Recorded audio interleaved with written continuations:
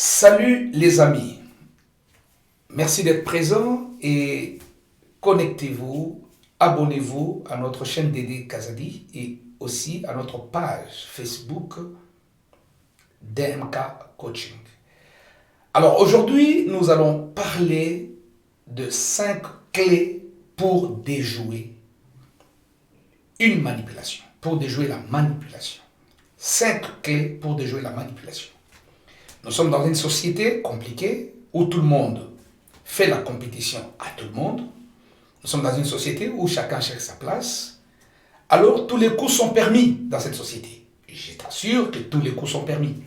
Quand je dis sont permis, ce n'est pas que c'est permis par l'État, mais les gens se permettent à faire tout ce qu'ils veulent pourvu qu'ils arrivent à atteindre leurs objectifs. Entre autres, manipuler. Il y en a de ceux qui manipulent les autres pour pouvoir tirer des profits, tirer des intérêts. Et la plupart qui usent de ces moyens-là, laissez-moi vous le rassurer, que certains arrivent à leur fin. Pourquoi? Parce que ce n'est pas tout le monde qui est informé de ce qu'il faut faire pour déjouer la manipulation. Et c'est ce que nous allons parler aujourd'hui. Donc, soyez là, partagez la vidéo pour permettre à plusieurs de ne plus se faire manipuler. Parce que la manipulation, c'est quelque chose qui est très présent autour de nous. Alors, nous devons faire très attention. Alors suivez ces 5 clés pour déjouer la manipulation. Je suis Dédé Kazadi, coach en développement personnel et pasteur responsable d'une église locale dans les domaines évangéliques. Alors, je vais vous parler de la toute première clé. Voilà, nous n'allons pas tarder de temps, nous avançons vite. Première clé, ne jamais se confier. Ne jamais se confier. Pourquoi je dis ne jamais se confier? Parce que vous aurez des problèmes, vous allez rencontrer des difficultés. Le monde ne nous offre pas des cadeaux. À chaque pas que nous effectuons, il y aura certainement un obstacle. Alors devant toutes ces choses-là, l'homme reste faillible. Ça veut dire l'homme peut commettre des erreurs, l'homme peut commettre beaucoup de choses, peut-être qui ne cadrent pas avec la bonne foi ou les choses qu'il ne voulait pas faire. Alors, face à toutes ces réalités-là, généralement, on est poussé par la pensée d'aller se confier. Ça veut dire d'en parler à quelqu'un d'autre. Alors, c'est toujours important de comprendre que quand on parle à un professionnel est généralement tenu à des clauses du contrat de confidentialité. Par exemple, si tu m'amènes ton problème, tu dis, coach, je vais me confier en toi. Moi, je suis tenu à cette déontologie qui m'oblige, et surtout parce que je suis professionnel, d'être confidentiel. Ça veut dire que je vais garder ton secret et je ne vais en divulguer à personne. Mais lorsque tu vas te confier n'importe comment, n'importe où, attention, notre cerveau a une capacité d'enregistrement de plus ou moins 5000 informations par jour. Ça veut dire que quand tu es là, tu peux enregistrer jusqu'à 5000 informations par jour. Alors, imagine-toi que tu t'es confié à une personne qui, dans son cerveau, oui, il y a déjà, voilà, ces données de ce que tu lui as dit qui restent là-dedans, ancrées, installées en lui. Et que demain, toi, tu changes de vie, tu évolues, et, tu entres dans un autre cadre, voilà, le passé c'est passé pour toi, mais maintenant tu es dans un présent amélioré, modifié, tu t'es décidé d'évoluer. Et du coup, demain, tu rencontres la même personne qui maintenant est positionné comme un chef d'entreprise ou bien un recruteur, c'est lui qui est obligé de t'engager, de t'écouter, quelque chose comme ça. Et tout de suite, quand tu seras devant cette personne, qu'est-ce qui va lui venir à l'esprit? C'est justement les choses que tu lui as racontées hier. Ça veut dire, le cerveau va ramener au devant de lui toutes les informations que tu lui avais toi-même données hier. À la fin, sa décision ou sa façon de te considérer ou de négocier avec toi va tout de suite être influencée par ces données, par ces informations que tu lui avais données. Admettons que tu avais un jour, peut-être, agi très mal, ou tu avais volé, ou encore tu avais commis l'adultère, ou encore tu avais fait quelque chose de bizarre, quelque chose qui est condamnable, certes, oui, la conscience n'était pas tranquille, tu y es allé te confier, mais en te confiant, l'autre n'est pas professionnel, l'autre n'est pas une banque pour garder ton secret et en recevoir des intérêts, Il a enregistré en lui. Et demain, c'est lui qui est au devant de toi dans une situation X ou Y et que c'est lui qui doit décider. Qu'est-ce qui va se passer? Eh bien, même s'il était bien d'accord avec toi quand tu lui racontais, même si c'était ton ami, même si c'était quelqu'un de proche, mais dans une autre situation où il doit tenir compte d'un certain nombre d'éléments, qu'est-ce qui va se passer? L'information que tu lui avais dit hier va revenir à lui et sa décision sera influencée par cette information-là. Voilà, pour déjouer la manipulation, c'est important, oui, de ne jamais se confier. Parce que le manipulateur utilisera ce que tu lui as donné pour demain venir te culpabiliser, pour demain venir au fait te soumettre à sa volonté à cause de l'information que tu lui as donnée. Voilà pourquoi il y a ce qu'on appelle le chantage, marchandage. Ça veut dire qu'on peut te faire chanter, on peut marchander avec toi à cause des informations que toi-même tu as livrées. C'est la première clé, ne jamais se confier. La deuxième clé, suivez-moi très bien, est celle-ci. Marchez selon vos règles. Chacun a ses règles de vie. Les règles de vie, c'est quoi? C'est ce qui est plus important pour moi. Alors, quand tu structures tes règles de vie, quand tu structures tes normes dans la vie, tu te fixes ce qui est plus important pour toi. Généralement, nous devons toujours avoir plus ou moins 5 valeurs les plus importantes, les valeurs non négociables. Ça veut dire que si pour moi c'est la liberté, pour moi si c'est l'honnêteté, pour moi si c'est le sport, pour moi, si ces règles-là sont des règles de base de ta vie, écoute-moi très bien, ne marche jamais hors ces règles-là. Ça veut dire, marche selon tes règles. Pourquoi? Parce que le manipulateur, lorsqu'il va débarquer dans ta vie, il va toujours chercher à t'amener vers les secteurs émotionnels. Il sait très bien que quand il va mettre tes émotions en marche, tu risques de changer tes règles. Parce que les émotions sont avec nous. Oui, mais ce sont les émotions qui peuvent, si elles ne sont pas réalisées ou exprimées dans l'intelligence, elles peuvent devenir une arme de destruction de nous-mêmes. Est-ce que vous me comprenez? Ça veut dire que c'est important de rester focalisé, de rester dans le respect de ses propres règles que tu t'es fixées. Chacun a ses règles, chacun a ses valeurs. Alors, il ne faudrait pas changer tes valeurs tout simplement parce que on t'a dit ci, on t'a dit ça, ou tu as vu ci, ou tu as vu ça. Mais vraiment, avant de changer, c'est important d'aller plus en profondeur dans l'étude de ce que tu veux varier, de ce que tu veux changer, parce que tes règles sont quelque part votre garde-fou. C'est ça qui vous garde. C'est ça votre ceinture de sécurité. Parce que toute décision que tu prends en dehors de tes règles, cette décision-là ne va jamais durer. Tu vas te décider le matin et le soir, tu vas varier la décision. Tu vas encore redécider autre chose parce que tu as décidé sans tenir compte de tes règles. Mais quand on décide en tenant compte de ces règles, quand je décide en tenant compte de mes règles, laissez-moi te rassurer que je ne vais pas changer mes décisions parce que ces décisions seront nourries, soutenues par mes propres normes. Donc, restez normatif et n'allez pas en dehors de ça. Parce qu'un manipulateur va toujours chercher à déplacer ce qui est rationnel vers ce qui est émotionnel. Est-ce que vous me comprenez? Il va chercher à déplacer ce qui est réel, ce qui est normal vers quelque chose de sentimental et pour pouvoir vous déplacer votre façon de voir, votre façon de décider, votre façon de faire. Alors, ne les laissez pas vous influencer en ce sens-là, respectez vos règles. Ça, c'était la deuxième clé. Et la troisième clé, n'est jamais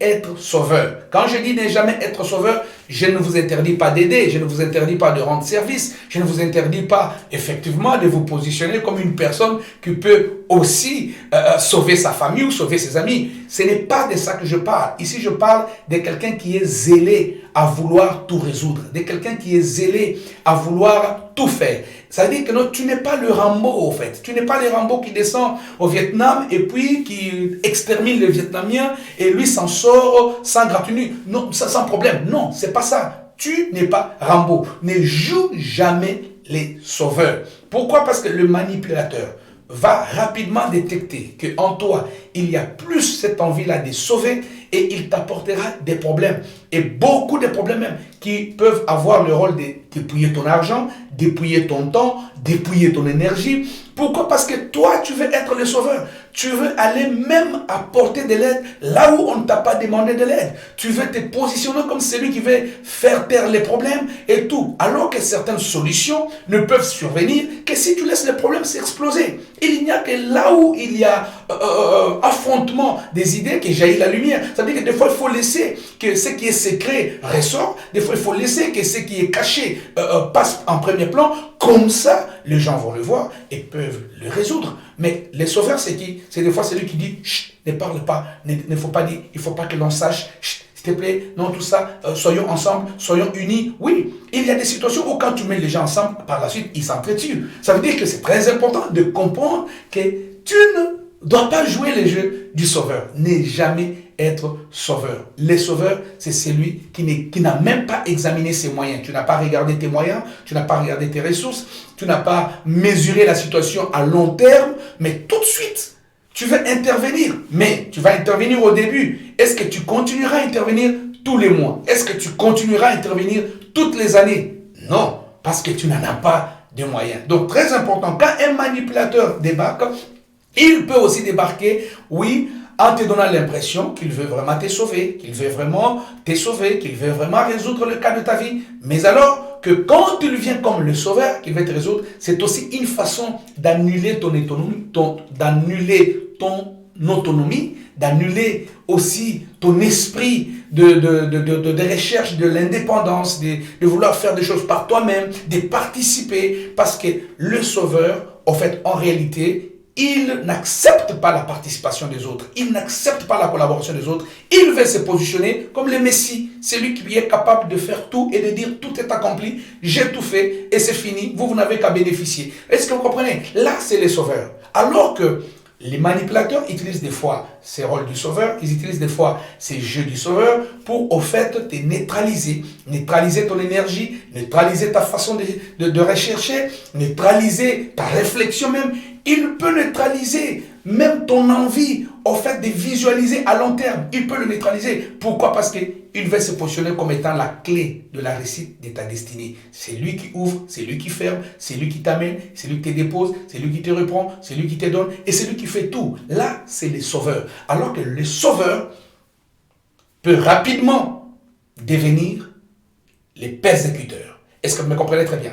Voilà, donc ne jamais être le sauveur et surtout, faire très attention de ne pas être manipulé par des personnes qui se positionnent comme des sauveurs parce qu'il va venir comme les sauveurs, mais en même temps, tout ce qu'il cherche, c'est le peu d'argent que tu as. Il va se positionner comme les sauveurs, mais alors que tout ce qu'il cherche, c'est en fait avoir une place dans ta vie. Alors, les sauveurs, des fois, ils ne disent pas généralement son bénéfice secondaire. Ils ne disent pas ce qu'ils visent derrière. Donc attention, déjouer cela en utilisant cette clé-là pour déjouer la manipulation. Très important. Donc là, c'était la troisième clé. Et la quatrième clé est celle-ci.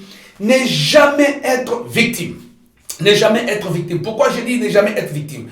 Je ne dis pas qu'il n'y aura jamais de victimes. Il y a des victimes. Des vraies victimes existent. Mais attention, être victime, c'est aussi tellement confortable que c'est les autres qui font le job à ta place. C'est les autres qui se battent pour toi. C'est les autres qui souffrent. Et toi, tu es là, tu nous dis, je suis victime, ça ne marche pas dans ma vie, les choses sont bloquées, je n'ai pas un amoureux, je n'ai pas un mariage, je souffre, j'ai des problèmes. Ça veut dire que des fois, c'est très facile d'employer les mots ça ne marche pas que d'employer les mots je fais tout pour que ça marche. Vous comprenez? Ça veut dire qu'être victime, c'est tellement une chaise confortable pour beaucoup de gens. C'est tellement une chaise peinard pour beaucoup de gens, à tel point qu'ils peuvent y rester toute la journée. Bon, moi je suis la victime, je suis super, mais c'est l'autre qui va aller chercher, c'est l'autre qui va aller souffrir pour me trouver des solutions, c'est l'autre qui va aller se déchirer pour m'apporter de quoi manger. Eh bien moi je suis là, je suis la victime. Oh, il n'y a pas de boulot, les choses ne marchent pas, l'Europe devient difficile, tout le monde est méchant, tout le monde ça va pas. Ça veut dire qu'être victime c'est tellement confortable. Mais attention, ne soyez jamais des victimes. Pourquoi? Parce que quand on est victime, en fait, en réalité, on ne participe pas, on ne collabore pas.